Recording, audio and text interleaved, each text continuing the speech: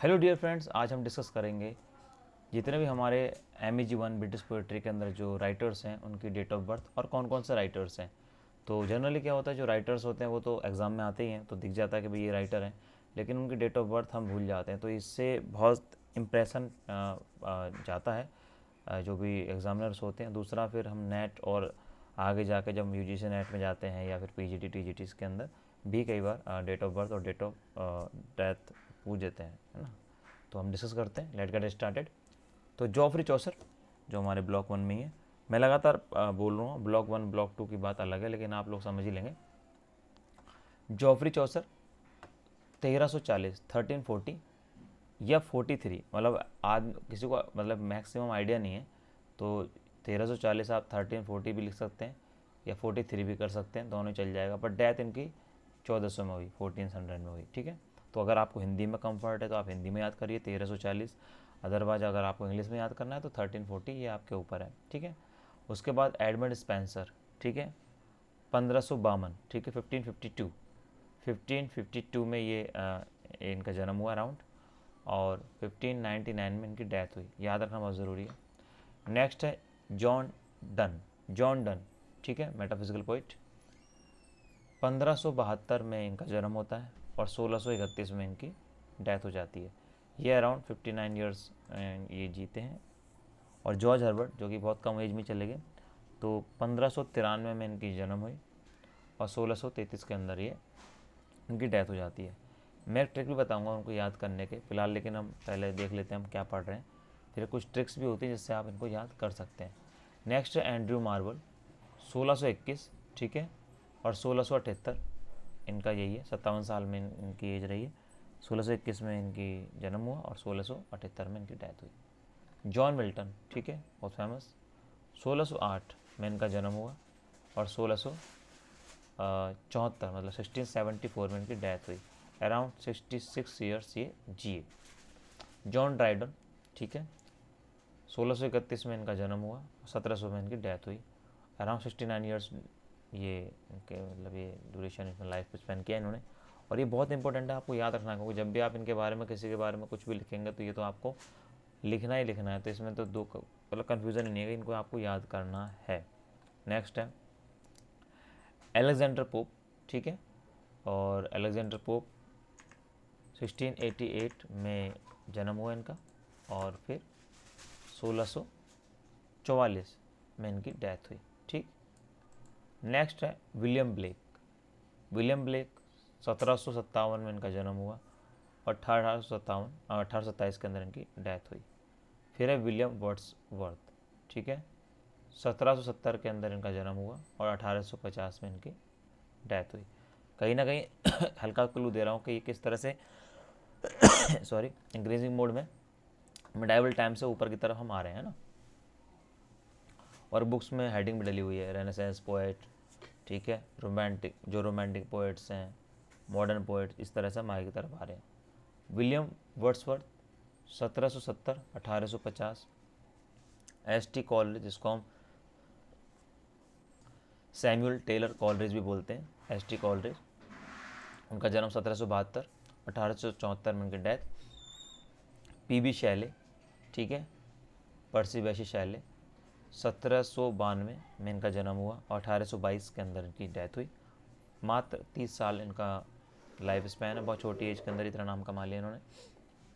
John Keats और कम as जिए, 1795 में इनका जन्म हुआ और 1821 के अंदर 26 साल मात्र में ये चले गए। आप देखो ना, 26 मतलब इतने में भी इन्होंने इतना नाम कमा लिया, ठीक है। फिर हम आगे बढ़ते हैं। रॉबर्ट ब्राउनिंग 1812, इनको नोट्स बना लीजिएगा, लिख लीजिएगा, ठीक है, कन्फ्यूज़न नहीं होना चाहिए।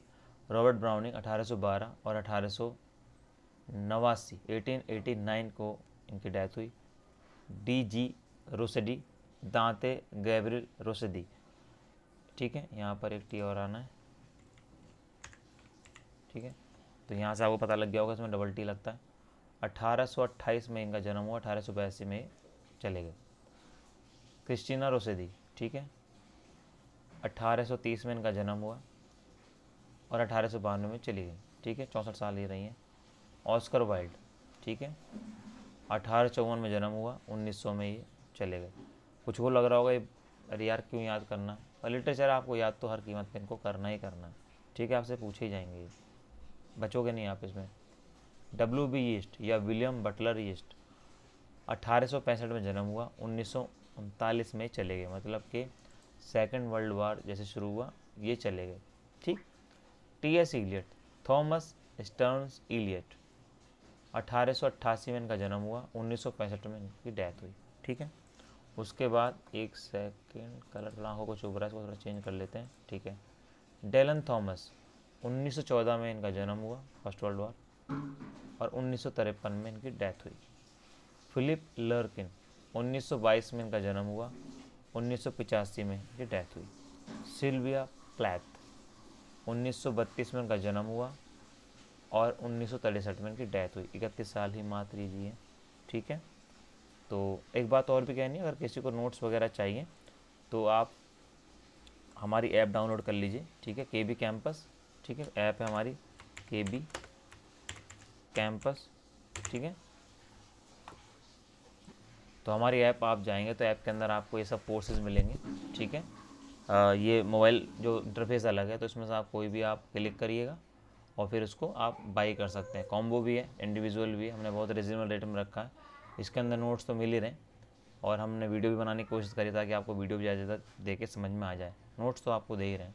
ठीक है, कुछ चीज़ों में भी एक दो में कुछ जैसे कि 10 और 14 में हम दे रहे हैं अभी, बाकी में सब कुछ ऑलरेडी है और जा भी रहा है। तो आप इसको भी इंजॉय कर सकते हैं, हमें सपोर्ट कर सकते हैं एक्चुअली इस तरह से। अगर हमारा परचेस करेंगे तो हमें सपोर्ट भी मिलेगा और ऑफकोर्स आपको फ़ायदा तो मिलेगा ही मिलेगा। तो ये तो रही बात इसकी। ठीक है, फिर वापस आ जाते हैं हम अपना अपने उस पर सब्जेक्ट पे। तो जॉफरी चौसर, तो आपको याद करने की ट्रिक क्या है इसमें, मैंने कहा ना याद करने की ट्रिक लास्ट में बताऊंगा। सबसे पहले आपको ना सबसे पहले इनकी डेट ऑफ बर्थ याद करनी है, सबसे पहले डेट ऑफ बर्थ। ठीक है, और डेट ऑफ बर्थ याद करते करते दिमाग के अंदर कुछ चीज़ें आपको बहुत इंपॉर्टेंट रखनी है कि जैसे कि मिडाइवल टाइम, रेस्ट आपका मॉडर्न पीरियड या आपका रेनेसांस टाइम एटसेट्रा, जो भी अलग अलग है, मैं उसको डिटेलिंग अलग भी नहीं जा रहा। मतलब जो पूरा का पूरा जो एक हायरार्की बना हुआ है, तो मैं इसकी बात कर रहा था। जब आपको ये पता ही होगा, आप उसमें स्क्रीनशॉट ले लीजिएगा।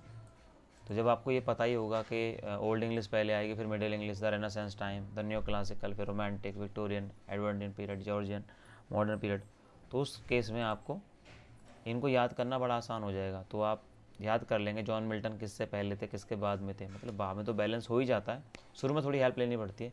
तो आप एक करके जॉफरी चौसर को पहले याद कीजिए, 1340, फिर एडमंड स्पेंसर को याद कीजिए। इस तरह से आपको इनकी जो डेट ऑफ बर्थ तो याद होगी, साथ में ये भी याद होगा कि ये पहले कौन था, किस टाइम पे कौन था। क्योंकि क्वेश्चंस पूछते हैं तो इससे आपको एक मतलब कहते हैं ना कि आप इसको रट नहीं रहे, आप इसको फील कर रहे हो कि एडमंड स्पेंसर जो डॉन डन से पहले वाले थे, उनके सीनियर थे। ठीक है, कोई पूछे एडमंड स्पेंसर पहले आए थे, जॉन मिल्टन पहले आए थे, तो इस तरह आपको पता रहेगा भाई एडमंड स्पेंसर पहले थे, जॉन मिल्टन बाद में थे। कितना बाद में थे तो आप बोलोगे नहीं, जॉफरी चौसर के बाद स्पेंसर, फिर John Donne, George Herbert, Marvel, ये एक मेटाफिजिकल थे। उसके अंदर से भी देखो ना, जो एंड्रू मार्वल कितना करीबन 100 साल बाद आए हैं इनके अराउंड, मतलब 100 साल तो मैं ज़्यादा भूल गया, कितने अराउंड फिगर हो गया, 1593 के बाद 21, मतलब अराउंड 30-40 साल के बाद ये आए। ये 72 में हुए तो इनके कितने साल बाद इनका जन्म हुआ, अराउंड 20 साल के बाद, मतलब 20-20 साल का डिफरेंस है इनके बीच का। फिर हम कह सकते हैं 1621 में ये आए, तो लेकिन इसी बीच में पीछे ही पीछे 1608 के अंदर जॉन मिल्टन भी साइड से आ गए। तो जब भी आप इस तरीके से याद करोगे तो आपको याद समझ से होगा, मतलब रटोगे नहीं, भूलोगे नहीं। तो इस तरह से आप इनको याद कीजिएगा। जॉन मिल्टन का 1608, 1608, 8 दूनी 16, अच्छा 8 दूनी 16, जॉन मिल्टन 1608। ठीक है, या आप कह सकते हो मिल्टन की बोतल लेने गया, उसने 1608 रुपये की दी, लाइक दैट। इस तरह से आप कुछ भी कनेक्ट कर सकते हो। जैसे जॉन ड्राइडन 1631, आप कुछ भी कर सकते हो। जैसे ड्राई है, जैसे ड्राई है, डैन है, कुछ भी आप इसको टेक्निकली याद कर सकते हो। मैं अभी फ़िलहाल इसको टेक्निकल शॉर्ट कट नहीं बताने वाला, अभी फ़िलहाल इतना ही मैंने ट्रिक दे दिया आपको, बहुत है। ताकि अगर आपको शॉर्टकट बता दूंगा फिर आप उसको सही तरीके से याद नहीं करोगे और फिर रटोगे, और रटना मैं चाहता नहीं कि आप इसको रटें। इस तरह से याद करें कि आपको आधी रात को भी कोई उठाए और पूछे हाँ जी बताओ, तो आप इजीली इसको बता पाओ।